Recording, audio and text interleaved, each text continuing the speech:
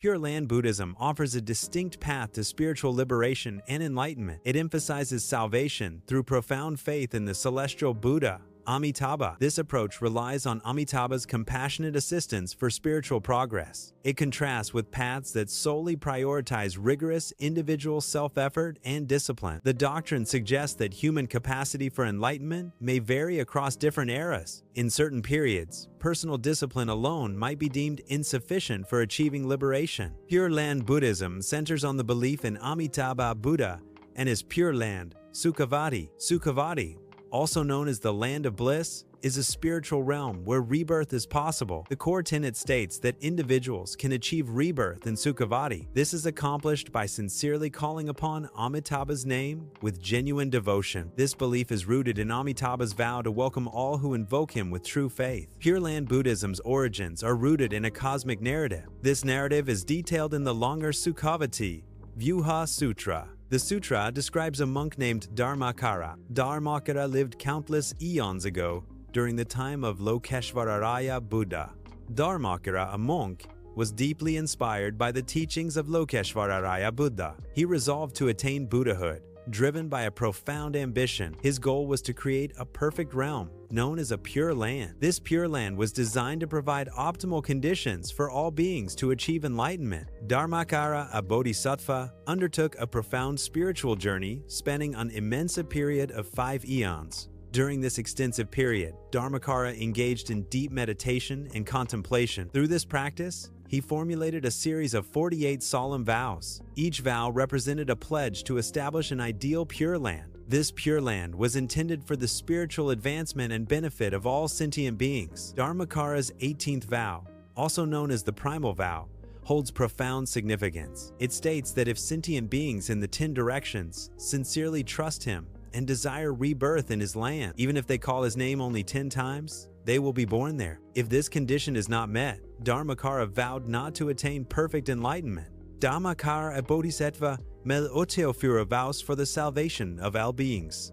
Upon fulfilling these Oteofura vows, Dharmākara achieved Buddhahood. He transformed into Amitābha Buddha, whose name translates to infinite light. Concurrently, his envisioned Pure Land, Sukhāvatī, the Land of Bliss, manifested. Pure Land Buddhism's core teachings are primarily preserved within 3 principal Sanskrit scriptures. These foundational texts are known collectively as the Pure Land Sutras. One key scripture is the larger Sukhāvatī Vyuha Sutra. This sutra details the profound narrative of Dharmākara, who became Amitābha Buddha.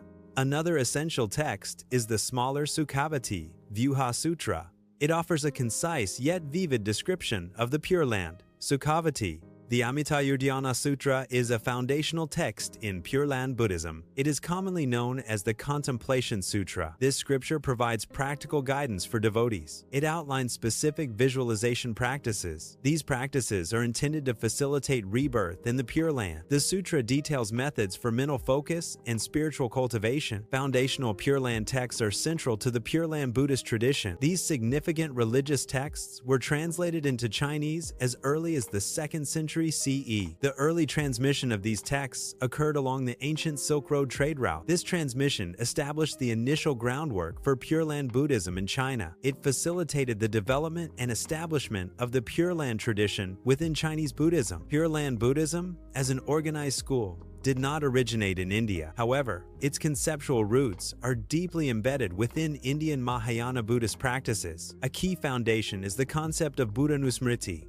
meaning mindfulness of the Buddha. This practice of Buddha recollection is central to Pure Land tradition. Buddhanusmriti, or recollection of the Buddha, is a fundamental Buddhist practice. Initially, this practice focused on recollecting the qualities of the historical Buddha, Shakyamuni. Practitioners meditated on his virtues, teachings, and enlightened state. With the expansion of Mahayana Buddhist cosmology, the practice evolved significantly. It broadened to include mindfulness towards countless Buddhas existing in various worlds. The aspiration became rebirth in the presence of these Buddhas, deepening the practice's scope. Around 150 CA, the philosopher Nagarjuna introduced a crucial distinction impacting Pure Land thought. He defined the difficult path as requiring extensive self-effort over multiple lifetimes. Conversely, The easy path relies on the salvific power of a Buddha's vow. This differentiation profoundly shaped the understanding and practice within Pure Land Buddhism. Vasubandhu, a pivotal figure in the 4th–5th century CE, significantly shaped Pure Land Buddhist practices. His profound influence stemmed from his comprehensive commentary on the larger sutra. This commentary provided crucial interpretations and guidance for practitioners. Vasubandhu emphasized the paramount importance of single-minded devotion to Amitābha Buddha. He also highlighted the practice of visualizing Amitābha's divine attributes. His work became a foundational text,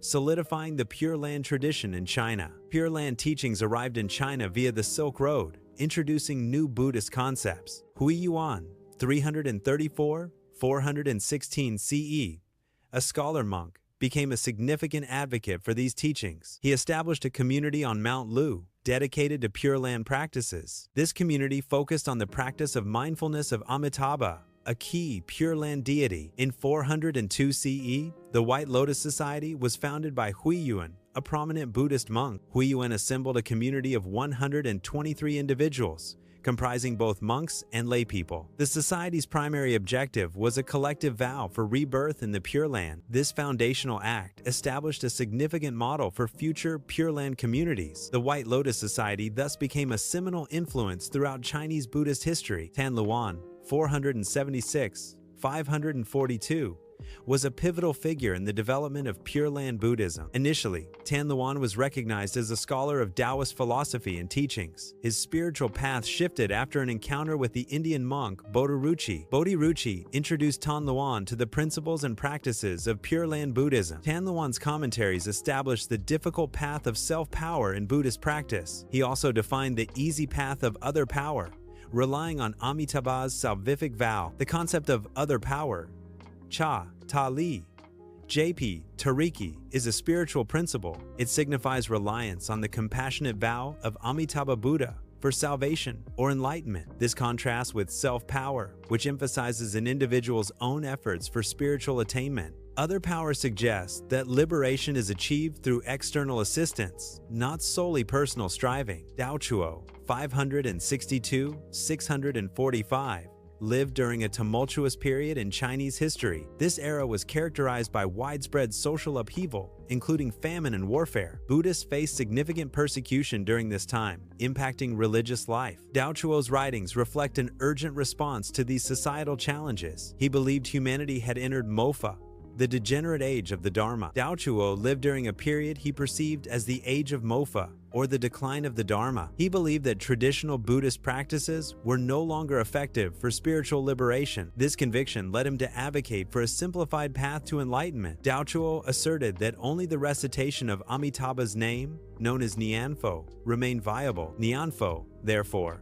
became the sole accessible method for attaining liberation in the Mofa era. Shan Dao, 613–681, was a pivotal figure in Chinese Pure Land Buddhism. He transformed Pure Land Buddhism from a monastic practice into a widespread popular movement. Shan Dao's efforts made the teachings accessible to a broader audience. He was recognized as a monk, an artist, and a prolific writer. His artistic and literary contributions significantly amplified his message. Shan Dao's immense influence shaped the future trajectory of Pure Land Buddhism in China. Shan Dao utilized various artistic mediums to depict the Pure Land, also known as Sukhāvatī. His creations included vibrant paintings that brought the spiritual realm to life. He also crafted sculptures, adding a three-dimensional representation to his artistic vision. These visual representations provided a tangible and accessible vision of Sukhāvatī for adherents. The art made the abstract concept of rebirth into the Pure Land more immediate and understandable. Shan Dao's artistic efforts effectively inspired and motivated people in their spiritual practice. Shan Dao systematized the practice of Nianfo, a key Buddhist devotional act. He emphasized that reciting Amitābha's name required more than mechanical repetition. The practice demanded single-mindedness from the practitioner. It also necessitated sincere faith to be truly effective. Practitioners were instructed to continuously repeat the name with their whole heart. Shan Dao's teachings emphasized the principle of universal salvation within Buddhist doctrine. Central to this was the 18th vow, a core tenet guaranteeing spiritual rebirth. This vow ensured rebirth for anyone who invoked Amitābha's name with sincere faith. It applied universally, irrespective of an individual's past karma or social standing. This inclusive message resonated widely, attracting a diverse range of followers. Mofa, the degenerate age of the Dharma, is a key Buddhist theological concept. It posits that in this era, enlightenment through individual self-effort is no longer feasible. This framework highlights the essential need to rely on Amitābha Buddha's other power. The simple practice of Nianfo, or chanting Amitābha's name, becomes paramount. Nianfo is considered the most effective and accessible path to salvation during the Mofa period.